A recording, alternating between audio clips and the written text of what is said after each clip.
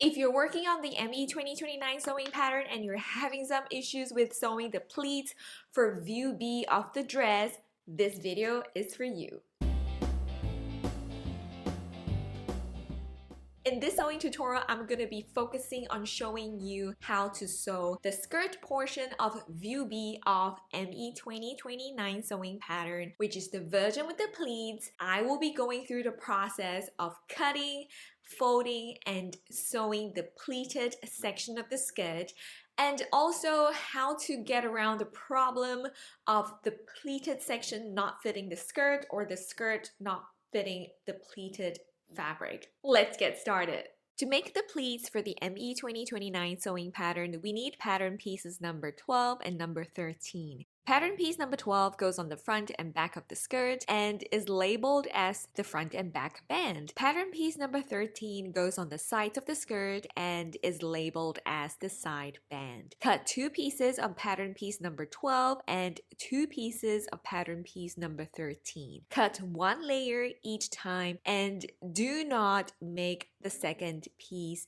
mirrored. I repeat, do not make the pieces mirrored. This is because all the pleats are supposed to be going in the same direction all around the skirt. To make the process of folding the pleats easier, it is also important that you mark out the solid lines and broken lines on your fabric. For this project, I'm using a white fabric, and whatever the fabric pen or chalk says it is or it does, I just don't like taking the risk and having difficulties removing markings on white fabric later. So over here, I'm making my markings within the seam allowance with my tracing wheel and tracing paper. To differentiate between the markings of the solid lines and the broken lines, I also made a short 1/4 inch long snip for the markings of the broken lines.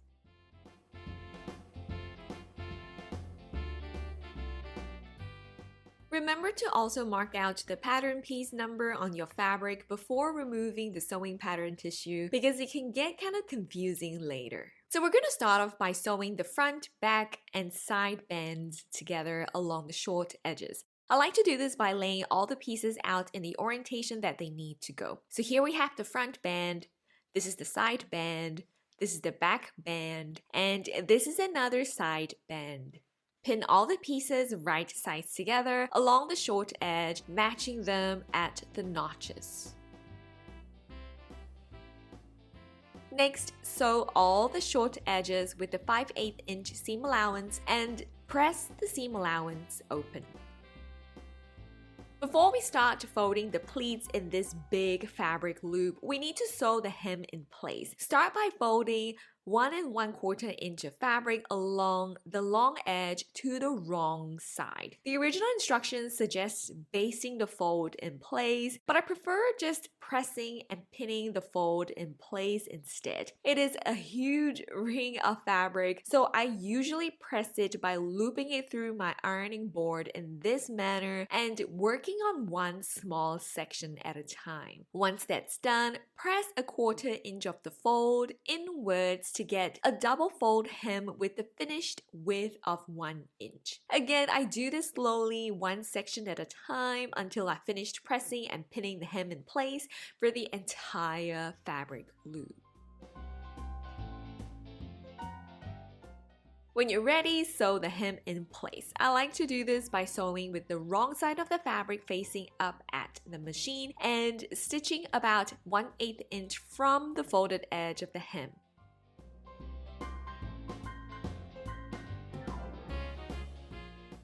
Here's how the hem looks when it's done. And now it's time to start folding the pleats. The pleats are created by folding the fabric along the solid line and then bringing that fold to the broken line.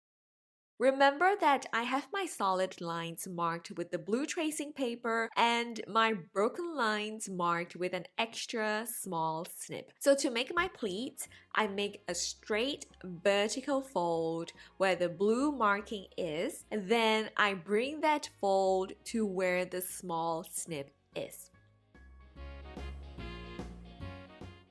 When folding your pleats, it is crucial that you check and make sure that your fold sits straight and is perpendicular to the hem before you pin it in place.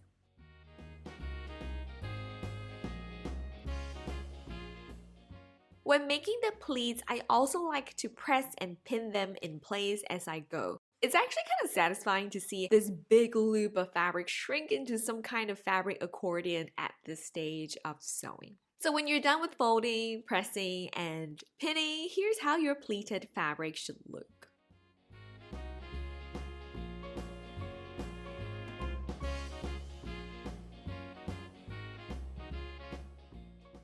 Next, we're going to pin the pleated fabric to the skirt, right sides together. Pattern piece number 12 for the front and back band actually highlights where the center front / center back point of this pleated section is, and I usually start off by matching those center points to the center back and center front points of the skirt. The center back point of the skirt is the center back seam, and I find out where the center front point of the skirt is by folding the skirt front in half and then making a little notch in the middle of the skirt. So over here, I've got the pleated fabric and the skirt right sides together. I started off by pinning the center front of the pleated fabric to the center front of the skirt. Then I went on to do the same for the center back. With these 2 points secured, I then went on to pin the rest of the pleated fabric to the skirt.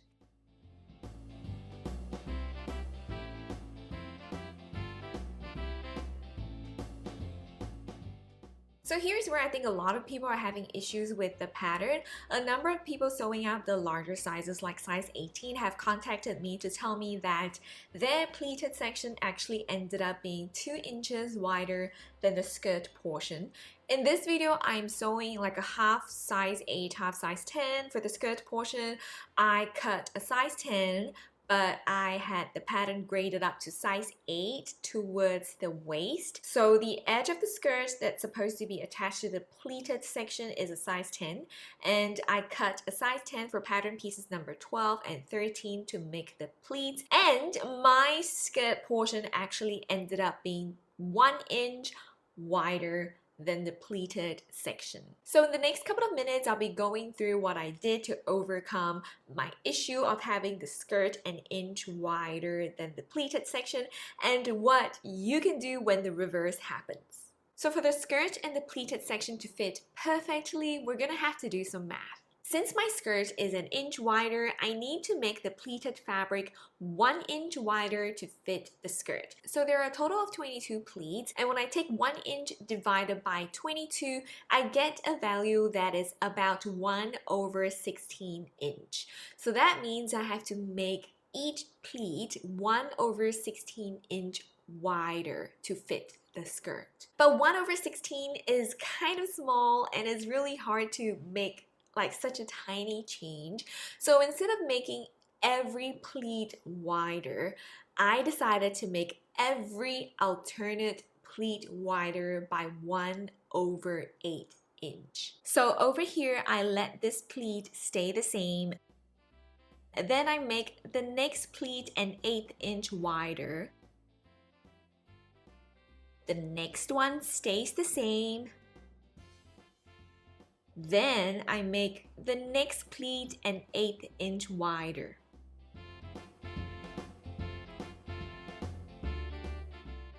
I repeat this process all around for all 22 pleats, and when I'm done, the pleated section was able to fit the skirt perfectly. Now what happens when your pleated section is actually wider than the skirt? Then you will have to shrink each pleat to make the entire pleated section smaller to fit the skirt. Regardless of whether the pleated section is wider or the skirt is wider, the rule of thumb is to only change the pleat by about 1/8 to 1/4 inch. So the change in the width of the pleat isn't so obvious when you are looking at the dress overall. So with that concept, another way of looking at this problem and to tackle the math is to take the difference in size between the pleated section and the skirt and then divide that by 1/8 of an inch to see how many pleats you'll need to adjust to make the two portions of the skirt fit together. So again, if your pleated section is smaller, then you need to make some of the pleats wider, and if your pleated section is wider than the skirt, then you will have to make the pleats smaller. So I hope this explanation made sense. If you need a little bit of help with the math, don't hesitate to leave a comment and we can try to figure it out together. So once you have adjusted the pleats for the pleated section to fit the skirt perfectly, go ahead and sew the pleated fabric to the skirt. I like to do this with the pleated fabric facing me at the sewing machine. This is so that I can adjust the folds of the pleat while sewing. For your pleats to turn out nice and neat, we need to make sure that the fold line of our pleats are perpendicular to the stitch line while we are running it under the presser foot during the process of sewing. You might have noticed that I've pinned the pleated section to the skirt with the pins perpendicular to the raw edge as well, and this is precisely the reason why. So take your time, adjust the pleats as you sew, and when you're done, this is how the skirt looks.